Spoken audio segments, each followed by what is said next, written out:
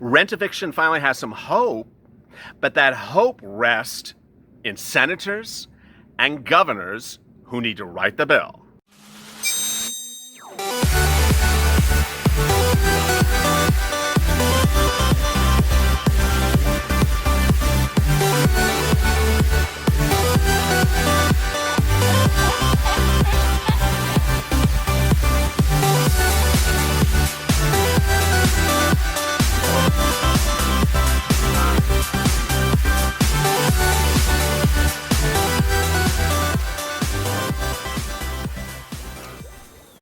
Hey, good evening, everybody. This is LALATE. This is Rent, which is normally on afternoons at LALATE, but I've had problems with my voice today, and it's a little bit recovered. So this evening, I deliver rent updates of rent eviction moratoriums, mortgage forbearance, foreclosures, and rent aid. As you know, under the HEROES Act, currently in the Senate and the House, passed by the House Democrats, it called for three types of relief: rent eviction moratoriums, mortgage forbearance, and rent aid.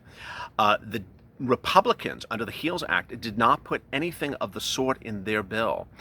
And this channel has been deeply critical of Republicans' talk but lack of walk over nearly now 5 weeks. It started before the HEROES Act was introduced to the Senate by Mitch McConnell, written by Mitch McConnell, when a Republican, while other Republicans, days before, hours before, even in the White House, said that the upcoming Republican bill, which we call the HEROES Act, would have it in there. Ultimately, it didn't. And after it was introduced, they acted as though it just was not even, the document didn't even exist, and continued to claim they're in support of an eviction moratorium. Their talk and walk has been deeply troubling among Republicans. What happened was, hours before Mitch McConnell introduced his HEROES Act, which does not have it in there, Steve Mnuchin, Treasury Secretary to Donald Trump, Mark Meadows, Chief of Staff to Donald Trump, and Larry Kudlow, economist for Donald Trump, appeared on Sunday Morning News the Sunday before that Monday and said, hey, tomorrow we're debuting our HEROES Act, and it's going to have eviction moratorium in there and all this great protection for mortgages so no one's property is foreclosed upon. Well, it didn't have it in there.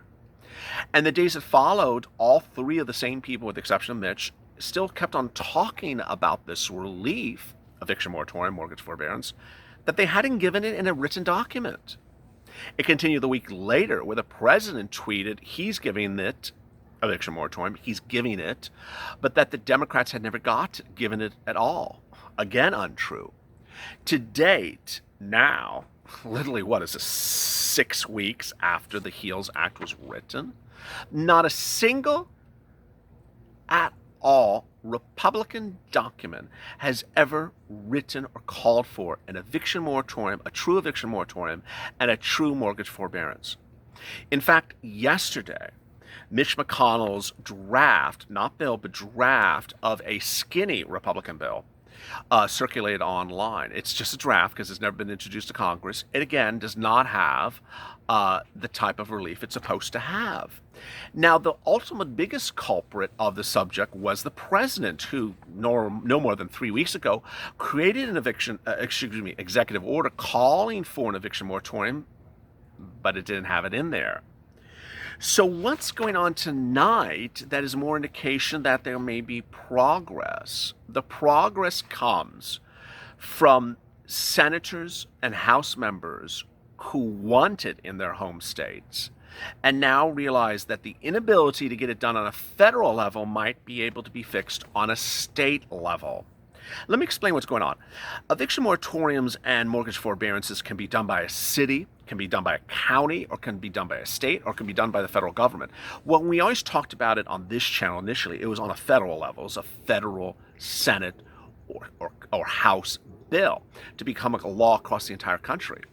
That has not happened because of stalled negotiations of the stimulus package. So, how about states? Well, for example, here in California, they have one in place, and they kept on extending it until finally it expires in September.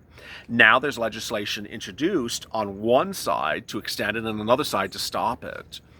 That type of debate is a little bit different because in some states, for example, like in Delaware, they have an order in place issued by their governor in place until at least 90 days after the pandemic ends. Other states make it even more complicated, and that's what this detail reveals tonight, that some states don't even have it consistent city to city. So in those states, those governors said, hey, and Missouri is one of the examples, they said, hey, I'm not going to decide for the state as governor. I'll let the cities and counties decide. And that has turned into a hot mess. An article published by CNBC Today confirms our reporting, which we've been reporting for now upwards of 2 months. It's called, Can You Be Evicted During the Pandemic? It Depends on Your Zip Code. In Maryland, Missouri, guess we just told you about Missouri, and Ohio, there's no statewide or local bans on evictions at all. Piecemeal policies within a state set up renters to have very different outcomes during the pandemic based upon virtue of their zip code, says Emily Benford, an eviction professor at Wake Forest. What she's referring to is that you could literally be in one city in a state and go 5 feet into the next city and the eviction moratorium disappears. It's that type of confusion that people have called upon. So what are people doing now? Some congressmen are now asking their governors and pushing for state legislation on a state level to get it done on a state level, not a federal level. They're really seeing that the problems of eviction moratorium are so important locally that they should do it on a state level and not wait around for Nancy Pelosi and Mark Meadows to get it done. And so some states already had gotten it done, and like Delaware, and those are going to extend for a very, very long time. But those number of states are very small. I mean, they were about 20 states a few weeks ago. I don't even think that they're in the number of teen states now. And so a lot of efforts are now underway to really get them more comprehensively across more states. Here's more of what this article talks about. So now currently there's apparently 20 states that have a ban on eviction moratoriums to resume. Oh, excuse me. I read the sentence wrong. It's actually the reverse. It's very bad. More than 20 states have now passed a statewide ban on evictions. Proceedings have now allowed them to resume since May. Local protections can be also precarious. Detroit's eviction moratorium expired on August 15th, and a vote on the beginning of the month to ban the proceedings in Little Rock and Arkansas failed. So, I mean, basically, if you're a homeowner, you're sitting around watching the local news to figure out, okay, did they vote on it? Did they not vote on it? It's very confusing. About 10 states have extended their eviction moratorium. Other states have narrowed them. For example, New York first banned of all evictions, then extended to September, now requires the tenants to be receiving unemployment or show a COVID-19 relationship hardship to be protected. Boy, it's just literally a different rule everywhere you go. The patchwork approach to eviction moratoriums has resulted in misinformation, confusion about tenants' rights and obligations. It really has. Tenants often don't know that they have rights when it comes to evictions, even outside of the pandemic, and they don't, and they feel they don't. I have seen viewers send me, their eviction notices, and they just don't know what to do. I had one tenant to ask me earlier today, "Hey, LA, I have a lease. The lease is set to expire in December, and the landlord may renew in January. Would I, under the HEROES Act, have protections from eviction into next year?" It's a really hard question. It depends on your jurisdiction. I mean, some jurisdictions know if your lease expires on December 30th and you're not paying rent, the landlord may just get you out. When we talk about eviction protections for eviction moratoriums, that's for people who have leases. If your lease has expired, it's a whole other ball of wax, and it's a lot of confusion about it. What's the answer? It's not clear. Making matters worse, says the article, is the fact that less than 10% of renters facing eviction have a lawyer compared to 90% of landlords. The data across the board is insane. I mean, I've been doing this data for a while now.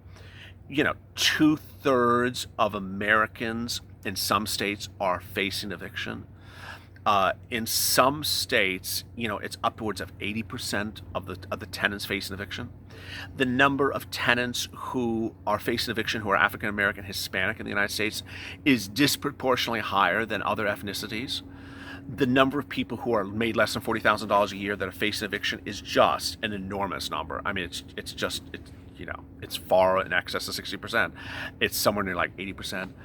The number of eviction cases currently looming is somewhere near 40 million, the worst number since the Great Depression. And then we have everything else, which people don't talk about as though it doesn't exist.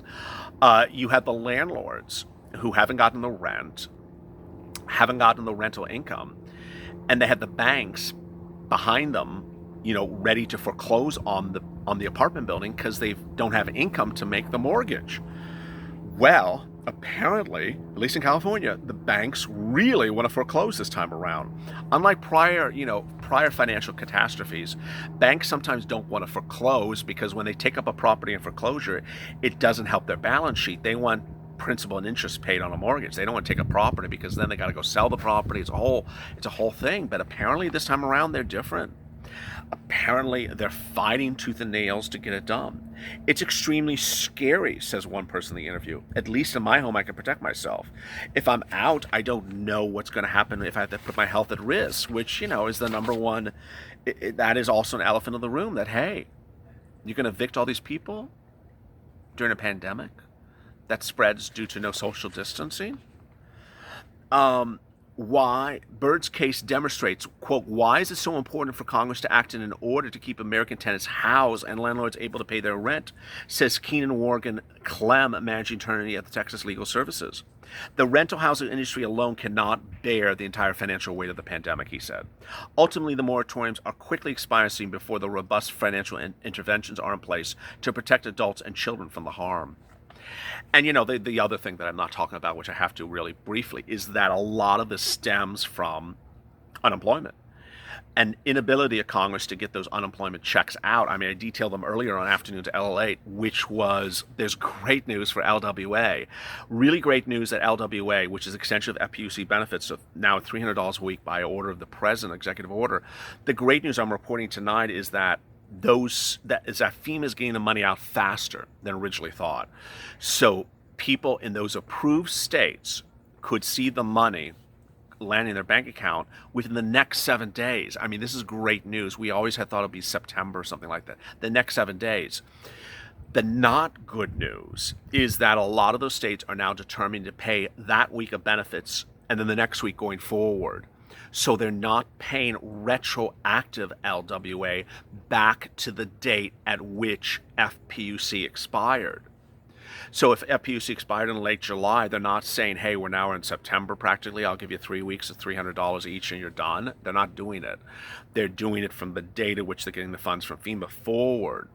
So tenants are now facing eviction because they didn't get enhanced unemployment benefits from their state in some cases, not all cases, from that last week of July all the way up to the week in which they got that $300. But is $300 going to keep them from being homeless? No, it's not enough money. Just a hot mess express. There's a lot to talk about when we talk about eviction moratorium, but ultimately the onerous, if people really understand it, the onus is upon this president. He can fix this. He can fix this with an eviction moratorium and a mortgage forbearance. He can do it. He could literally go to a computer, start typing up right now, and write it, and it would be done. That moment, instantly. And so if you're facing eviction tomorrow, you wouldn't be evicted starting today because he just wrote it. But he hasn't gotten to it. Why not? It's been really one of the worst blunders, failures of this president as the second stimulus check in the last couple of weeks. Of all the things in the second stimulus package that he can absolutely categorically do by his inherent authority in the Constitution, it's that. And he's not done it. Nancy Pelosi says he could do it, but he hasn't done it. Mark Meadows bragged about how the president has executive authority to do things, but hasn't done it. Why has this president not done it? Ultimately, you have to decide. But the question is, as we sit here today, when will this be taken care of? LALATE, hashtag LALATE, hashtag write the bill. Write the bill. If you want to do it by congressional authority, do it by congressional authority. Otherwise, hashtag write the executive order. Go to the front of this channel. Thank you for last week. 100,000, 200,000 subscribers, never in the history of YouTube. You know, it's insane. 111 days, about 3.5 weeks. A YouTube record. And then we said, hey, on Saturday, why don't we, try to add 25,000 the next 2 weeks? Well, now it's Tuesday. We've already added half of that, so thank you. Let's keep it up. Go to the front of the channel, hit the subscribe and alert button, and whenever I find out something, whether it's rent aid or grant aid or eviction relief or anything like that, I put in the community posts of this channel. Coming up next is EIDL, bringing back the old times, good times. And tomorrow morning is Morning to LA at 8:30 a.m. Pacific Standard Time. As always, stay informed, stay motivated, stay focused, and stay LA for more.